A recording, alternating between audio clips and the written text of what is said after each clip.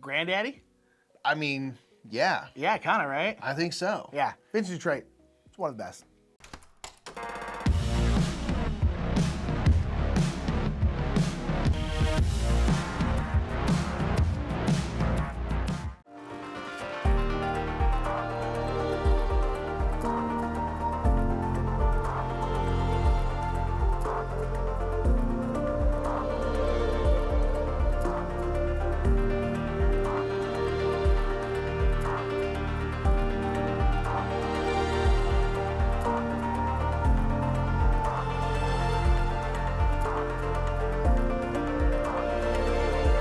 What's up, everybody? I'm Mike. I'm Nick. We're the Brothers Murphy, and yes, we were talking about Vincent Dutrait, who, if you are not familiar, is an artist It's for like many great board games. The board game artist, right? I feel like probably the one today still that has the most name recognition, Yeah. I would guess. You'll be seeing a lot of their art across the video, but they have a really kind of distinct style. I'm sure you Yes. have seen their games. If you know the game Heat, which has been all over the place lately, which we will be talking about, that's Vincent Dutrait's art. Much. And they've done so many great games over a long time now. So what we want to do is talk about our favorite games that feature Yes. Vincent Dutrait's art, and we're going to do that now. Yeah.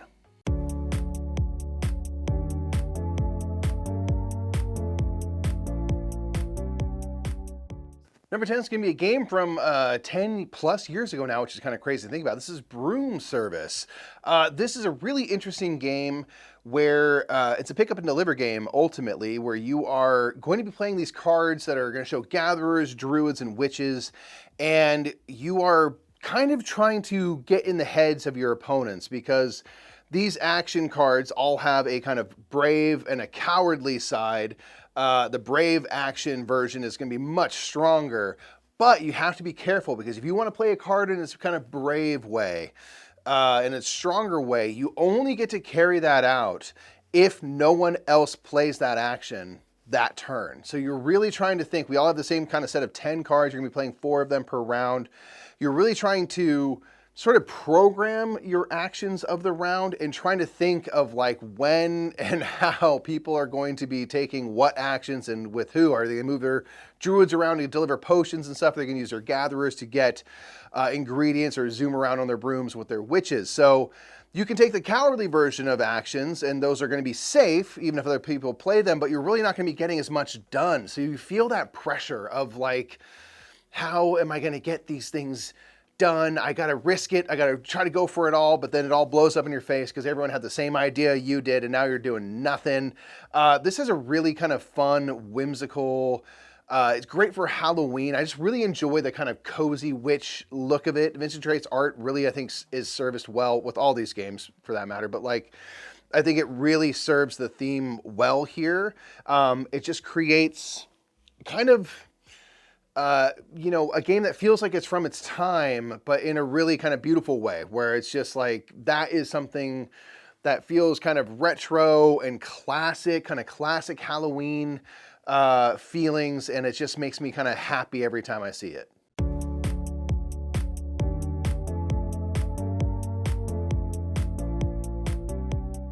Next up is going to be After Us. And man, I have almost bought After Us up so many times. Every single time at a game store I see it, I almost buy it. And one of these days I'm just going to break down and do it, because I really like After Us.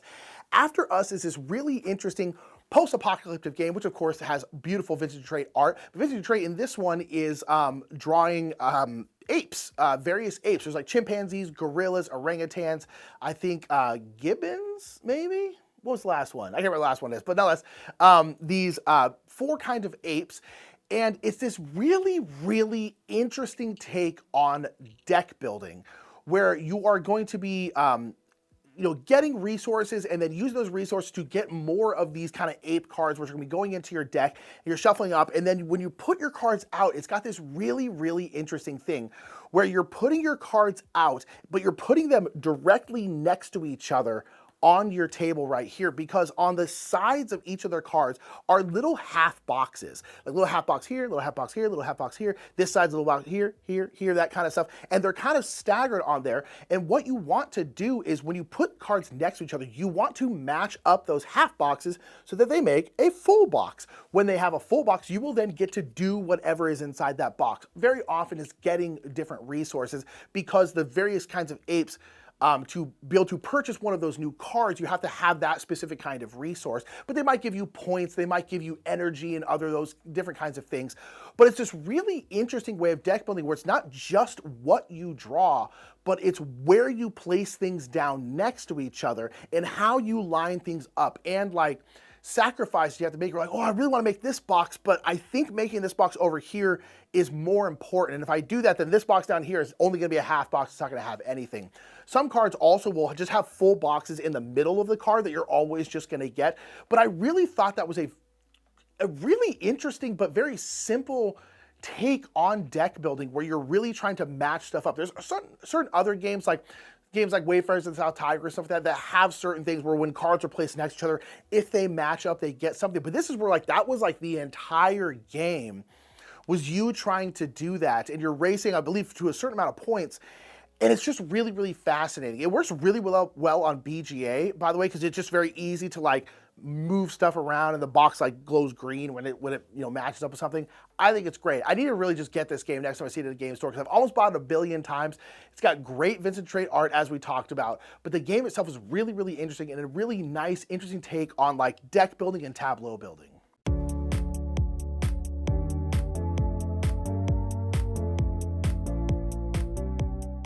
Next up is going to be a brand new game, but one that I quite enjoy and really like the look of as well. This is going to be Tembo Survival on the Savannah. This is from the A.R.T. They've been doing kind of a series of games, teaming up with other publishers and things to do these kind of animal-themed games. They had Aqua, they had Hutan, and now Tembo.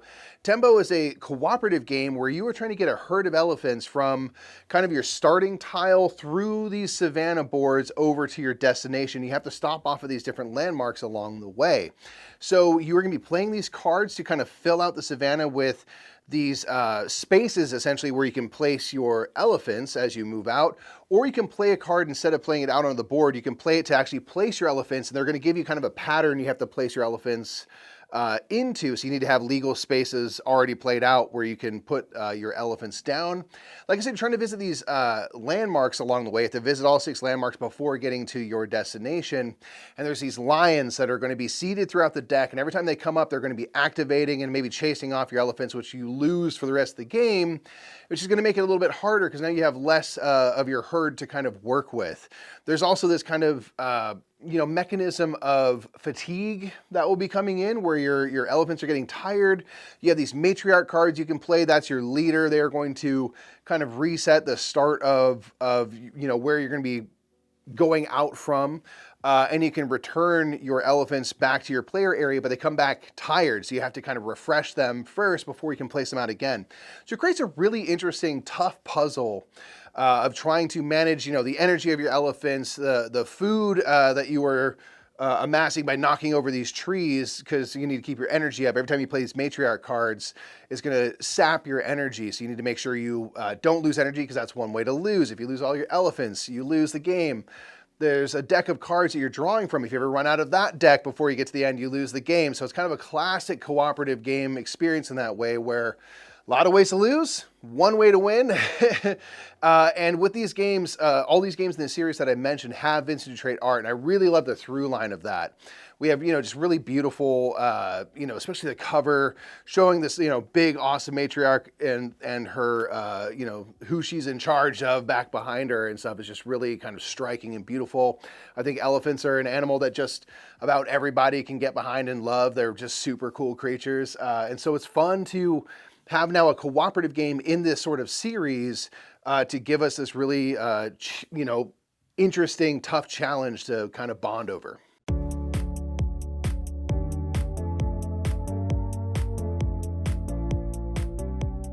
Next up is going to be the art project. I really like the art in the art project. It's obviously Vincent Dutrait art, and Mike particularly really, really loves the look of this game.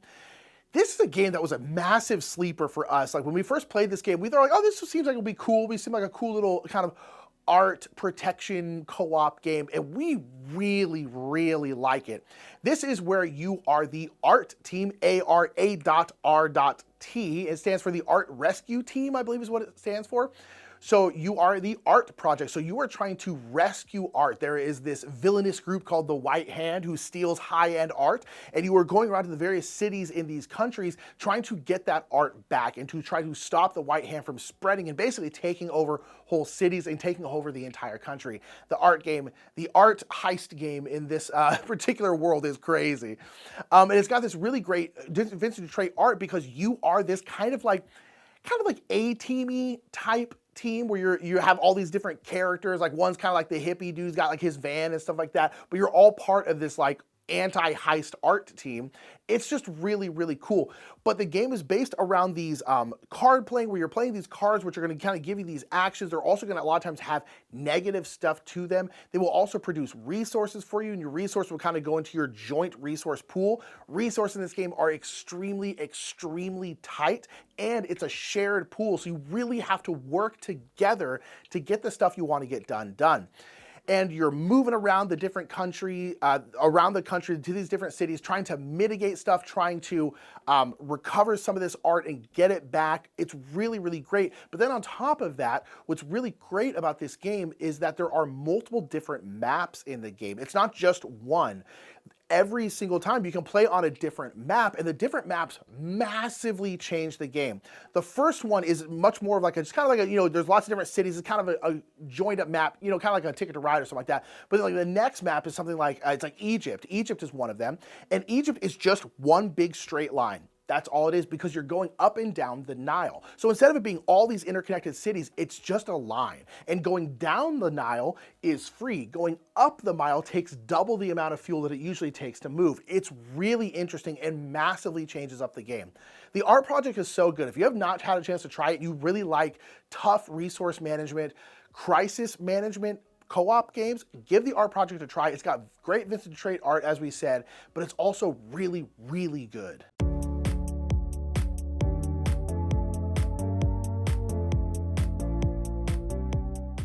Next up is going to be Luthier. This is, man, it's such a beautiful game. All these games are beautiful. That's the point of the list. But this is a game where you are, instrument makers and repairers, and making the best instruments of the time, hoping to have the instruments you create go into this kind of orchestra in the center of the board to be performing, the musics of the time.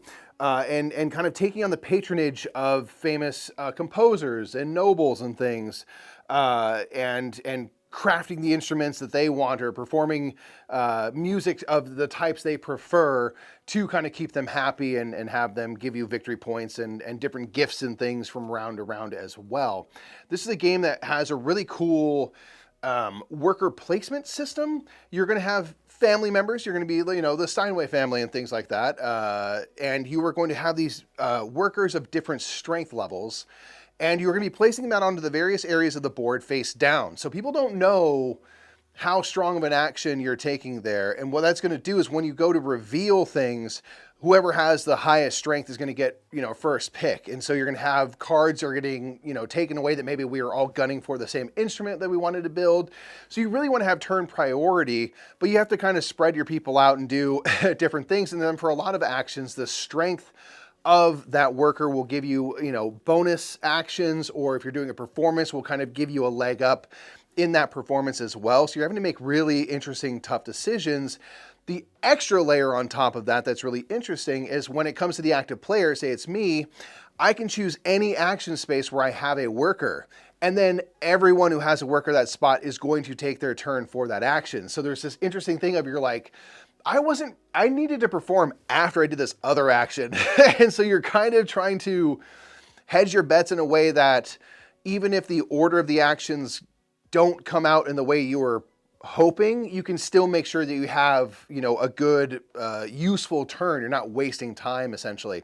So it's just really cool mechanisms with that. It's a kind of a different way to do worker placement. I've seen kind of colors of that type of worker placement before, but putting all those things together just creates a really interesting kind of system to inhabit. And then again, the art, Vincent Dutrait, like this time period, I feel like Vincent Dutrait just really excels at. Just their art makes sense for, you know, these kind of Renaissance periods and things like that. So the instruments, the way everything is kind of done up, it just seems, you know, lavish and beautiful. It's a great production as well. And just everything about it, I think, is enhanced by Vincent Dutrait's art to really bring the whole project together really well.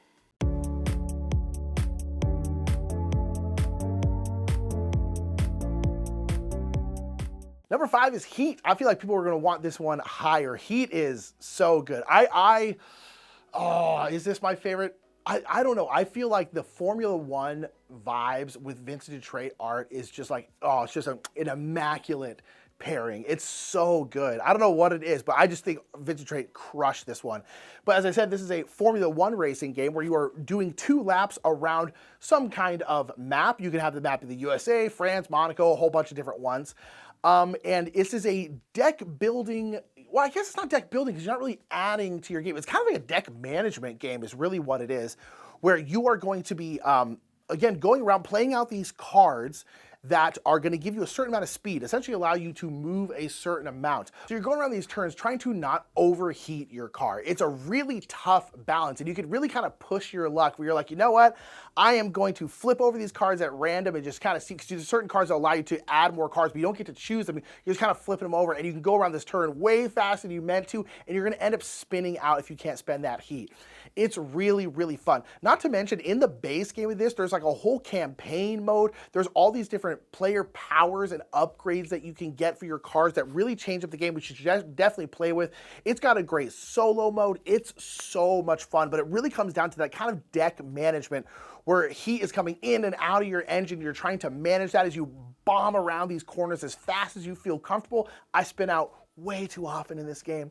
I just love it. It's so good. And again, in terms of Vincent Dutrait art, I just feel like it works so well in this world. It's just, I don't know. It's just, I think it's a masterpiece through and through.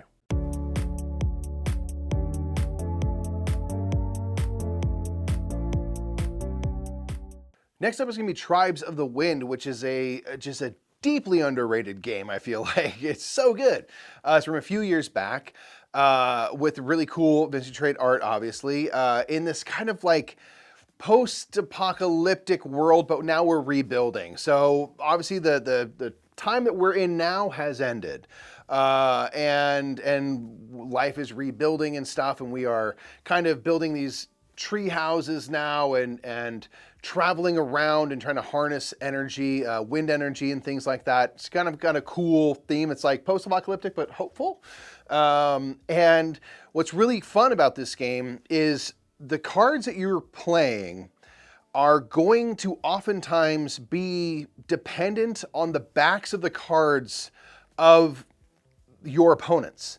So everyone has a little card tray, and you're gonna be playing cards into your tray so that you can always see the backs of everyone else's cards. And there might be a thing where it's like, I need to have more water backed cards than either of my neighbors to be able to play this card, or I might get a benefit for every of the little fire symbols they have on their type of cards of this neighbor over here. So that's something I've never really seen, where not only are you trying to pay attention to what everyone else is doing and the actions they're taking, because it's kind of a race to build these trees and things, you often need other people to have certain cards to be able to play your cards. So you're trying to manage your hand in such a way that you're going to make sure you're going to be able to legally play stuff and have kind of those efficient turns to kind of build up resources and all that and move around and kind of fill out your board, get rid of pollution, things like that. But I really just love the style of being, maximizing your action because, they have a whole bunch of the air symbol. So I'm going to do this action and get a whole bunch of benefit off of that. And really being dialed into what your neighbors are doing and what they're collecting to then tailor my strategy. It's not something that you see a ton of where, again, I might be barred from playing certain cards because of what my opponents are doing completely, and then trying to work my way around that. Super duper cool. And again, for a post-apocalyptic type game. It's one that has hope and things, which I think is just nice.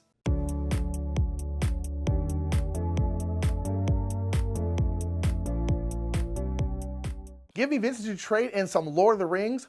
Whoo! This would be Lord of the Rings Duel for Middle-earth. This is the Lord of the Rings version of Seven Wonders Duel, and man, oh man, does it got some beautiful Vincent Dutrait art. This was a smash hit for us right out the gate. We already like Seven Wonders Duel a lot. We're massive Lord of the Rings fans, if you haven't noticed. And we love Vincent Dutrait. I mean, gosh, it's so pretty. The cover itself is great. But like I said, this is a Seven Wonders Duel in Lord of the Rings. There are some differences, which I think are really cool and really interesting, but it is mostly Seven Wonders Duel, where you're going to have multiple ways to win. One side is kind of the Shadow Army, one side is like the Free People, and it has the Seven Wonders Duel nature of the kind of card pyramid where you're taking cards and then revealing cards for your opponent, or hopefully not revealing cards for your opponents. You're hoping that they have to do that for you, and you're trying to set, collect, and do engine building, all these different kinds of things. But there's multiple ways to win and lose this game, just like there is in Seven Wonders Duel. Whereas in Seven Wonders Duel, you can lose from like points, science, and military. In this one, you can have, if the Free People get caught by the Nazgul, that is one, that's kind of like the military one. Well, I guess the military one, there's like a little bit of an area control map out there that you can lose from. You can, the science-y type victory is if you gather all of the various fantasy races in the game. That's like the science victory, where you're trying to get all the different kinds of sciences. But they're all done slightly differently in a really interesting way, particularly the kind of military track, which is this kind of interesting translucent board where the Free People, Frodo and Sam, are moving ahead and the Nazgul are coming behind and kind of getting bonuses as they go. It's a really, really interesting and great implementation. Again, like I said, it's mostly Seven Wonders Duel, so if you absolutely hate Seven Wonders Duel, I don't think you're gonna like this version anymore. But nonetheless, it's really, really good. It isn't just a complete retheme. They did change some things that make more sense for this world, make more sense for this system. And I really, really like that about the game. And like we said, it's got amazing Vincent Dutrait art. That cover is beautiful. So if you love Vincent Dutrait, you love Lord of the Rings, make sure to check it out.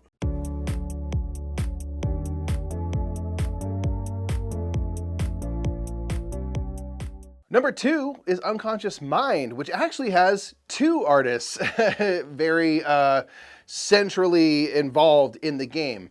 So in this game, you have Vincent Dutrait as one artist, and you have Andrew Bosley as another. And in this game, you are contemporaries of Sigmund Freud. You are doing psychotherapy and trying to help rid people of their kind of trauma, bringing about catharsis. And you're doing this through interpreting dreams largely. So you are trying to amass resources in these different areas, which is sort of, you know, representing you, the areas that you're talking about in therapy. So you're trying to talk about someone's passion or their sense of freedom or growth, and you are going to be manipulating your kind of little board of those resources to make sure you can pay the right things to be able to interpret these dreams. So what's really cool about this game is that everything that's centered in the real world, so we're walking around, us, the clients we have and everything like that, all of that art is going to be done by Vincent Dutrait. So it's going to be kind of grounded, feel very, you know, beautifully from its time. As I was talking about before, I feel like Dutrait can kind of do anything art-wise, but they really do well when they're kind of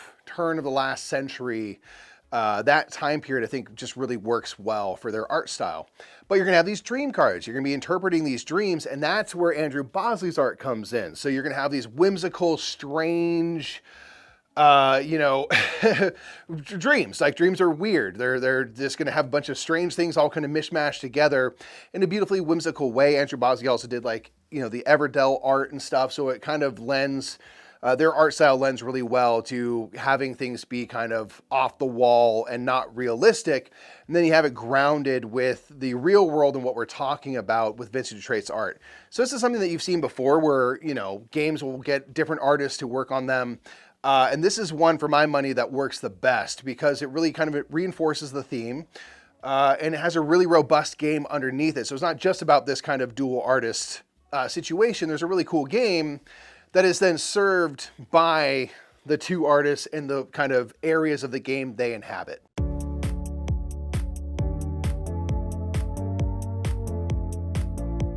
Number 1 is going to be probably my favorite racing game, and that's going to be The Quest for El Dorado. The Quest for El Dorado is a race game where you're not racing cars, you're just racing through a jungle. You are trying to get to El Dorado first, and of course it has beautiful Vincent Dutrait art.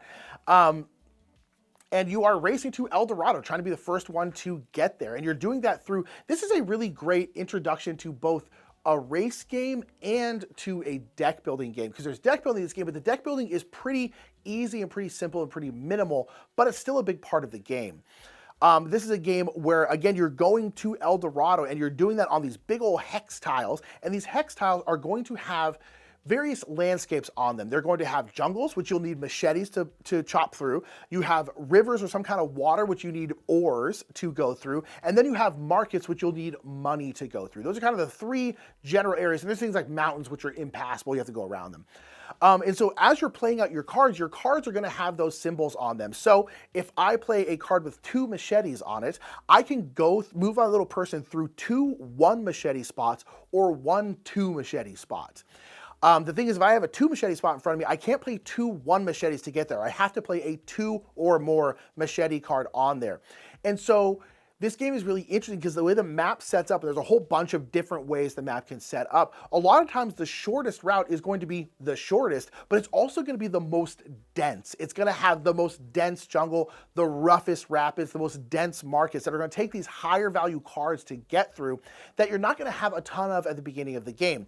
But what you're doing with these money cards is, 1, they allow you to go through the markets, but 2, they allow you to purchase new cards. So there's new cards out there, which will be sometimes mixed cards, which will have like some oars and some machetes on them, or just like a card with like 3 or 4 or 5 machetes on it. And the cool thing is there's only a couple of these individual cards, and once a little stack gets taken out, the person who does that then gets to bring in a new stack, which is cool because you kind of get to choose what cards are available throughout the game. And other than that, you're just deck building and you're going through and you're racing to El Dorado. I love this game. I really enjoy this race game a lot because this one always ends up being close.